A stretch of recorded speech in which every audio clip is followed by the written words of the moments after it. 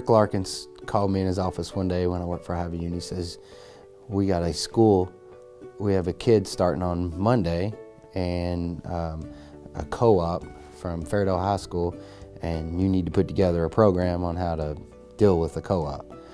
He showed up on Monday afternoon, punk kid with a camouflage hat and a dip in his mouth, and I asked him when he walked through the back door if he was gay. And he says, yeah, I am.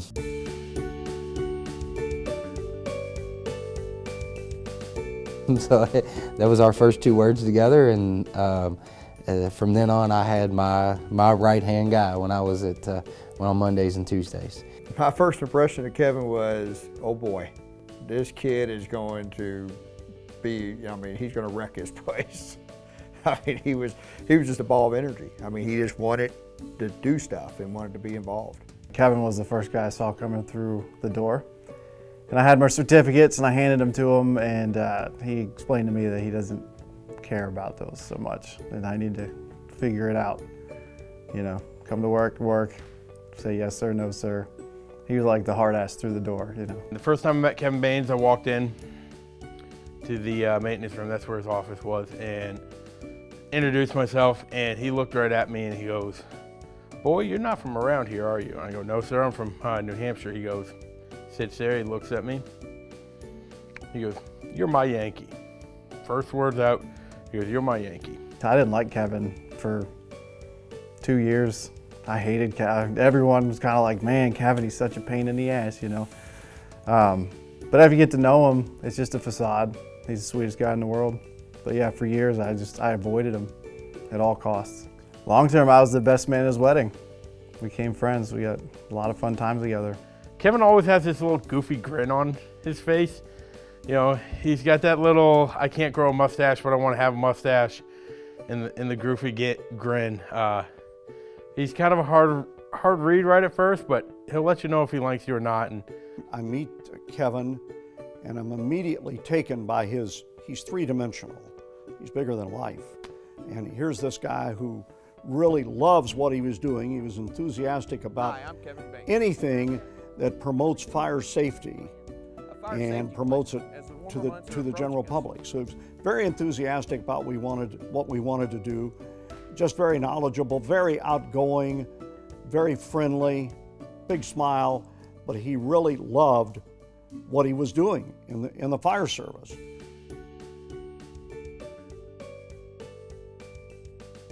He told us probably within a year of being there that he was going to be a fire chief at Highview one day. So, and there was no reason for us not to believe that. Everybody has to have a succession plan, and part of my plan was, you know, to have Kevin in upper ranks of our department.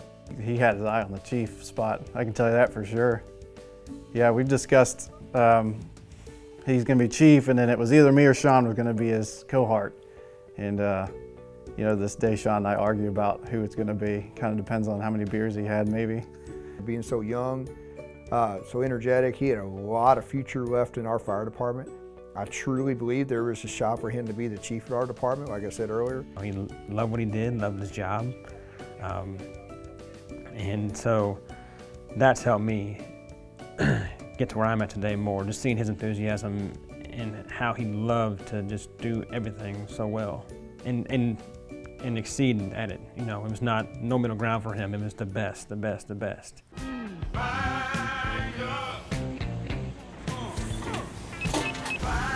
There you go. Just fire back there. Come on, closer. Look at that. Go. Get it. Go. Kevin was an incredible instructor.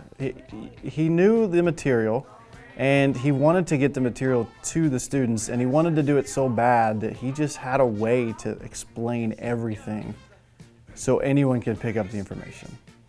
The guy who has no idea to the veteran always learns something in his class, every time. That's all air burning, Reed. Look. Look. Oh yeah, we're low. It ain't gonna get us.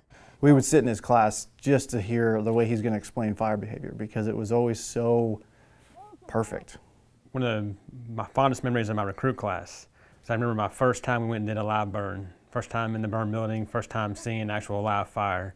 And we had an incident where I was backing up the nozzle person, and our nozzle person's lower alarm went off, and that person freaked out a little bit, shut the nozzle down, and started bailing out of the burn building. There's a picture of us all together sitting still that somebody took of us, and we're outside. He'd pull us all outside the training center and set us down on the gravel and was like, okay, here's what we did wrong.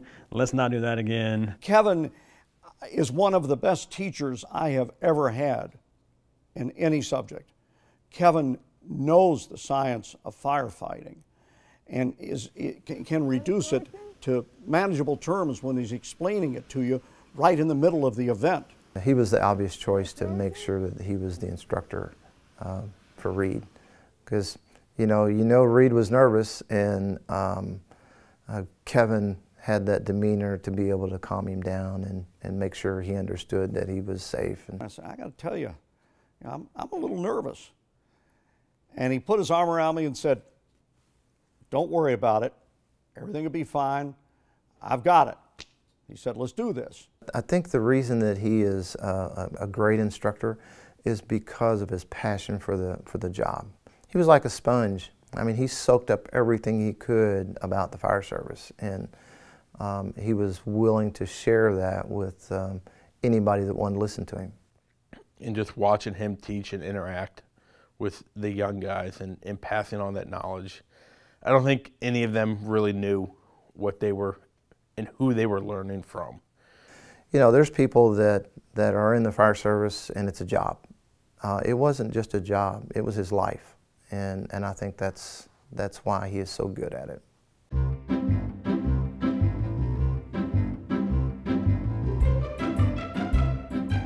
Kevin was one of the best at pulling practical jokes or even setting up something. And Kevin's terrified of snakes and mice, terrified.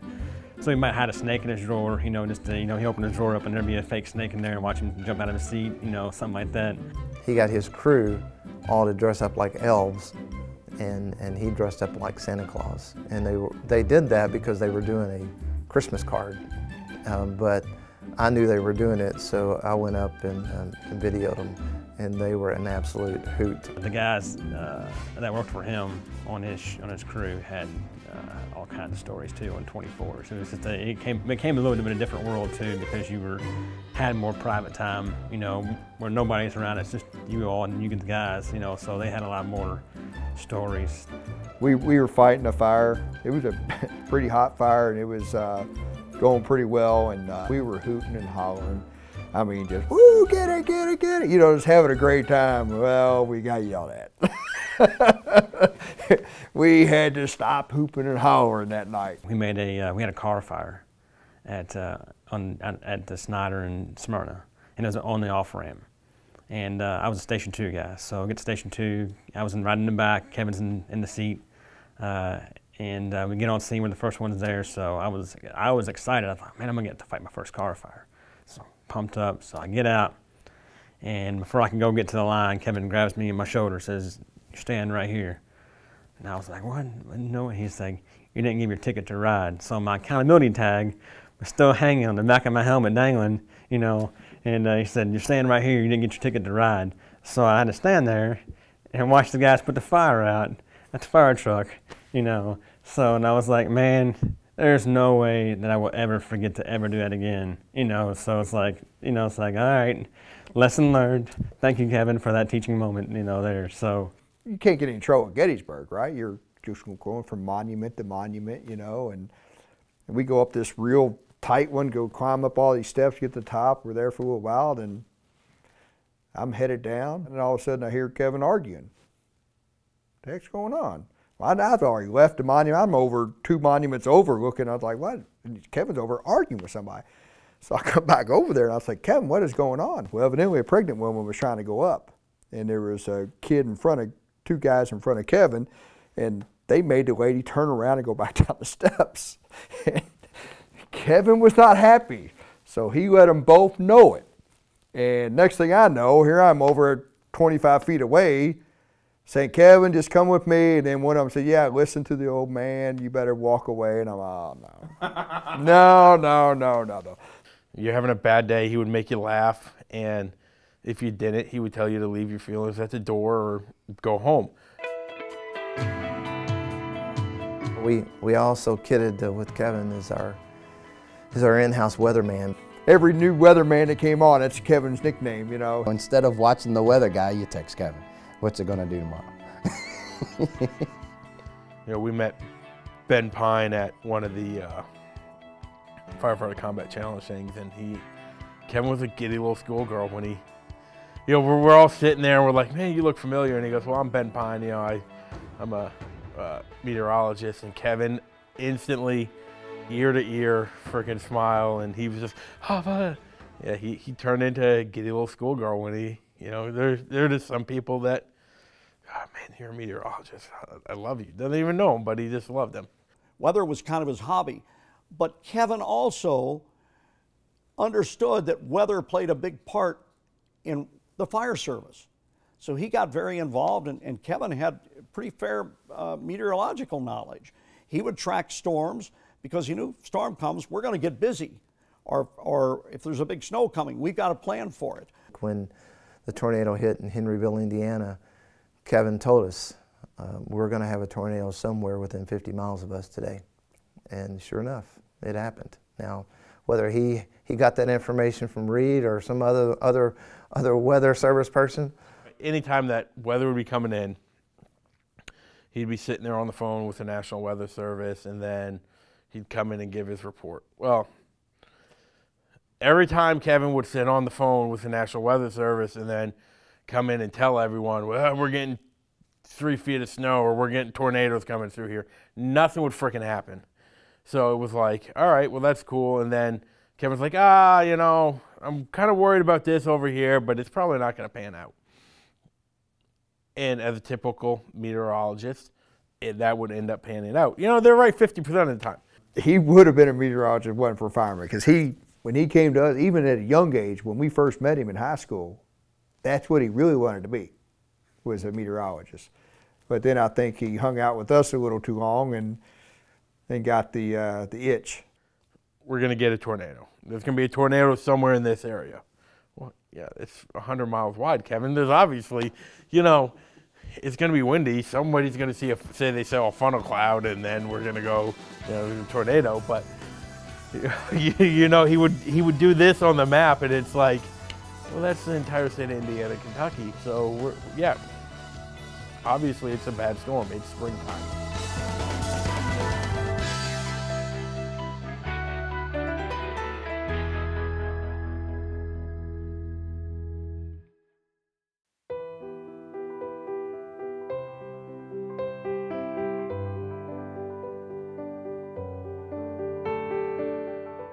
His level of commitment is second to none. He takes what you give him, and you give him instruction on a hose, you give him instruction on ventilation, he blows it apart and puts it to practical use. How can he get better at it?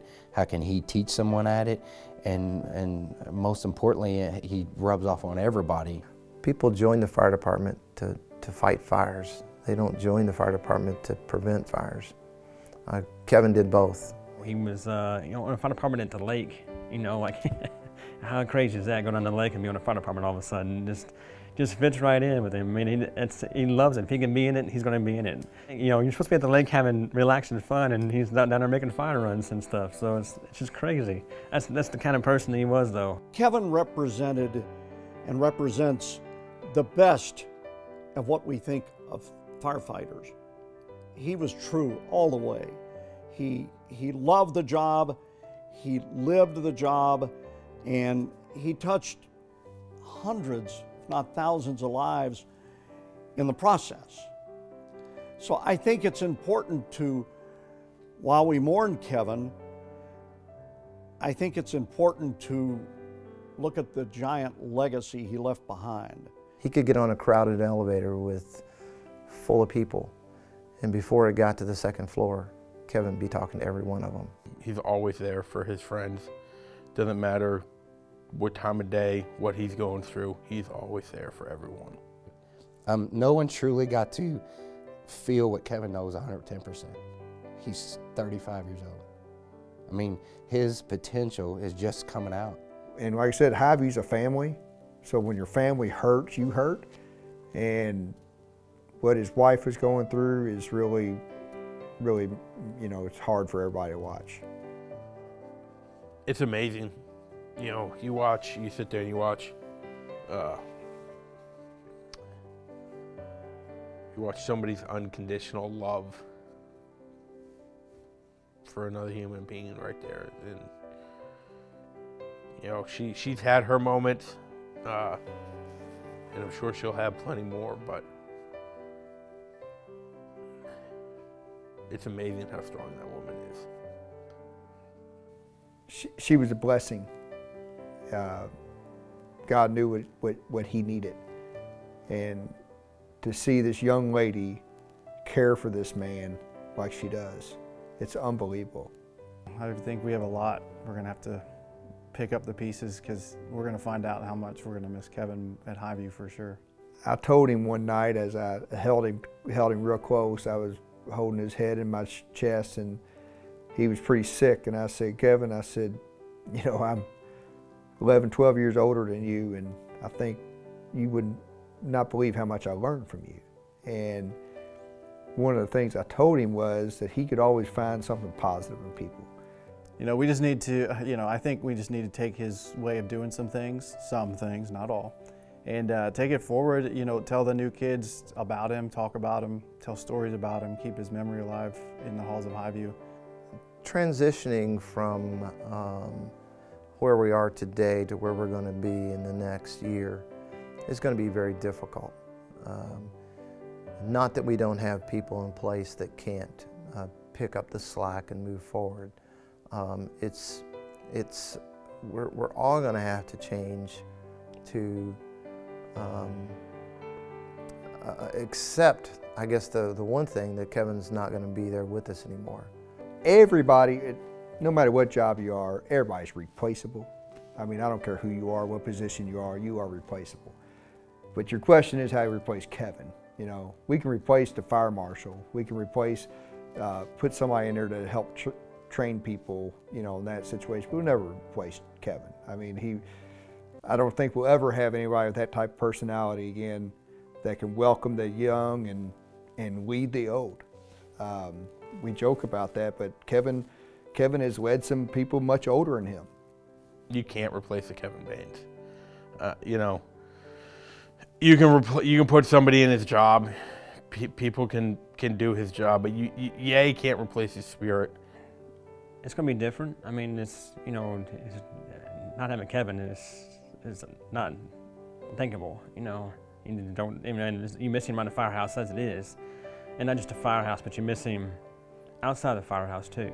I think it's important to allow yourself to miss the guy. You know, I'll miss him. You know, allow yourself to miss and mourn Kevin, that's important. But also, he'll always be there. He touched too many lives. You meet somebody in the fire service, there's a good chance they'll have a Kevin story, and it'll be one you haven't heard. Those stories will live on and on and on. So Kevin will always be with us. You can never ever replace a guy, but you know what you hope to do is that guy learn from Kevin, and he can make it good, because Kevin made it great. So. I went with him to talk to the preacher about his funeral. He kept reminding the preachers that he just wanted the people who didn't believe, he wants to see them in heaven, and he truly believed he's going to heaven. Therefore, he wants them to go. So he told the preacher, whatever you got to do to relay this message to the crowd, that I want to see them again. Every decade that we lose one too young, and in 1994, Craig Drury died in a flashover, and Craig was 24 years old. 1996 is when Don Manuel died of a heart attack. And then almost 10 years later, it was around 9 years later, Adam Martin. Adam Martin was 25 years old, married, had 2 little kids, and Adam died of cancer. And then 10 years later, you know, we're dealing with the same thing on Kevin, who's 35 years old, who's dying of cancer. Dealing with tragedies is what we do. You know, it's our job, but dealing with them in-house is very difficult sometimes. In order to make things run smoothly, we're all going to have to pull together and unite. The fire service is probably, and I might be a little biased to saying this, but one of the best jobs in the world. And it's the same thing every day but different. And in order to move forward without Kevin is going to be difficult. We have great people behind him that some are just as passionate as he is. It'd be tough, but you know, we got a good group of guys that's going to support each other and family and stuff like that. We're all family, and that's, you know, we're going to be there to support each other through it.